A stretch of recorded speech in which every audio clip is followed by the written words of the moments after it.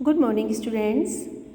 आज आपके पत्र लेखन का हम रीडिंग लेते हैं और समझाते हैं कि पत्र लेखन किस प्रकार से करना चाहिए, उसका सही तरीका क्या होता है।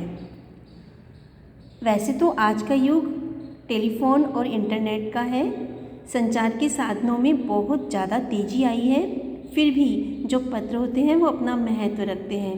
पत्र के द्वारा हम अपने भावों, विचारों, सूचनाओं, संदेशों को दूर दराज तक पहुंचाने के लिए पहले सहारा लेते थे, परंतु अगर आज भी हम किसी को पत्र के द्वारा अपनी भावनाओं को देते हैं तो उसका अलग ही एक महत्व होता है, अलग जुड़ाव होता है। विभिन्न कार्यालयों, संस्थानों आदि में अभी भी पत्र लेखन बहुत महत्वपूर्ण स्थान रखते हैं। पत्र लिखना भी एक कला होती है। अपने भावों को अपने शब्दों के माध्यम से प्रकट करना एक कला है। अब देखिए पत्र कैसा होना चाहिए।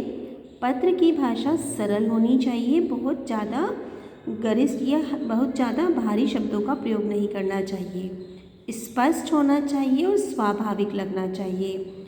भाषा की जटिलता पत्र को बहुत नीरस बना देती है, तो पत्र की भाषा सरल होगी, स्पष्ट होगी और स्वाभाविक होनी चाहिए।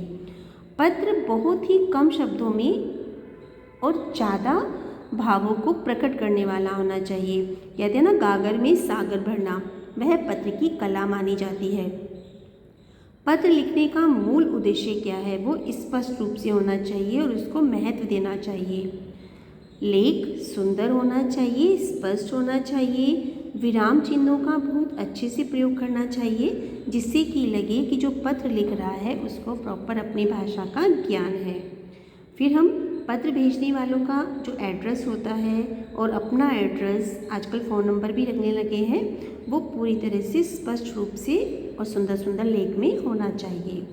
ये है हमारा पत्र लेखन की इम्पोर्टेंस। पत्र लेखन का तरीका स्पष्ट, सुंदर, छोटा और उद्देश्य स्पष्ट करने वाला होना चाहिए। अब पत्र के होते कितने प्रकार के हैं।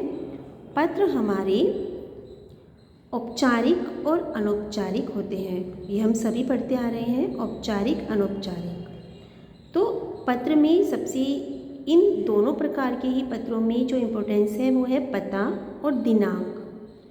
संबोधन, अभिवादन। अभिवादन कहते हैं अपना पत्र शुरू करने से पहले हमें उन्हें नमस्कार, प्रणाम, सहस्नेही, अगर छोटा है तो उसको सहस्नेही लिखेंगे, बड़े हैं तो उनको प्रणाम लिखेंगे, अपने बराबर के हैं तो उनको नमस्कार लिखेंगे। तो ये होती है अभिवादन शैली। तो पत्र स्टार्ट करने से पहले हमको अभिवादन अवश्य ही लिखना चाहिए। पत्र की विषय वस्तु, पत्र की समाप्ति, बाद में अपने हस्ताक्षर, ये सब पत्र के महत्वपूर्ण अंग हैं। नेक्स्ट वीडियो में हम जानेंगे औपचारिक और अनौपचारिक पत्र के बारे में। Goodbye and take care.